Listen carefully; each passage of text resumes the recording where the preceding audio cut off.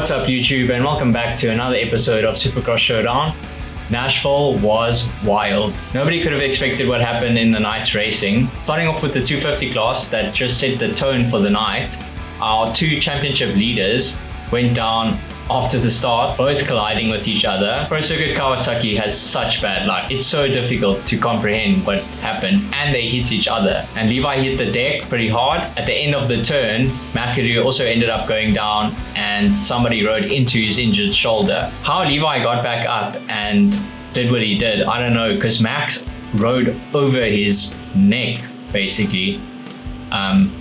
It was a gritty performance, and he salvaged some good points, and he's only about, I think, 2 or 3 points behind RJ now. RJ ended up taking the whole shot and basically just checked out and managed the race from there. Deegan, who I thought was going to do pretty well, didn't really have a good night. I'm pretty sure he was last, so he did fight his way back to a top 10 finish. Tom also rode really well.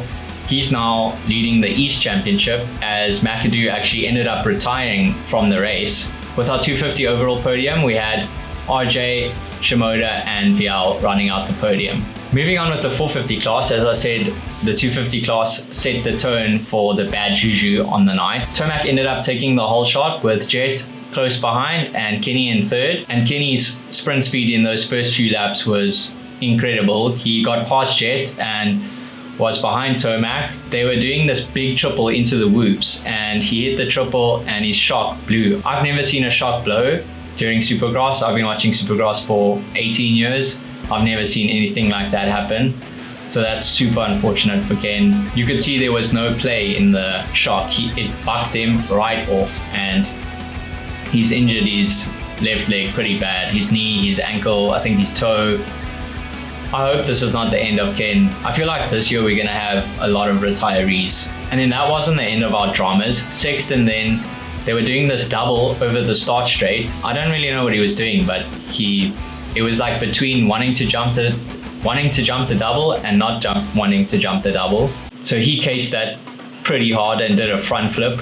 I read somewhere that they said it was his throttle body, but I don't know, it didn't look like his throttle got stuck. Like usually when my throttle gets stuck, I overjump things, but nonetheless, like, it still sucks. It's another big name that's gone down. Hopefully he's okay and he can make next week. And then during the moto, we had obviously Eli firing on all cylinders for about 10 minutes, and then Jet just wicked it up, made the pass.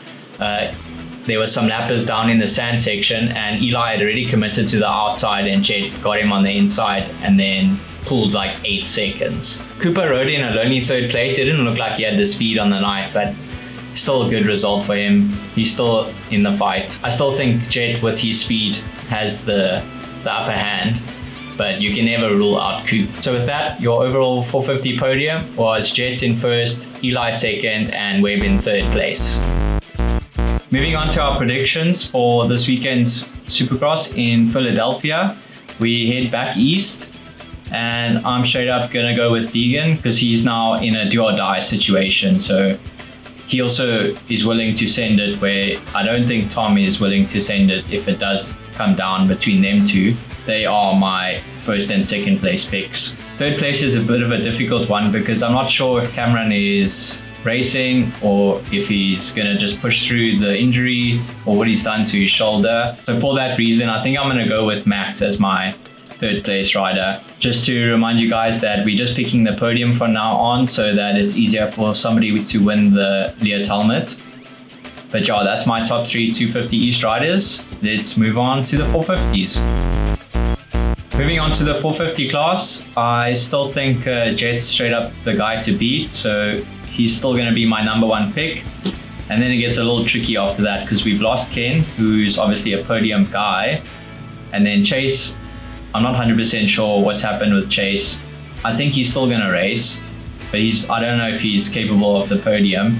So the logical choices would be Webb and Eli. Eli is just hot and cold the whole time. So for that reason, I think I'm going to go with Cooper in second and Eli rounding out the podium. And that's my top 3 for the 450 class.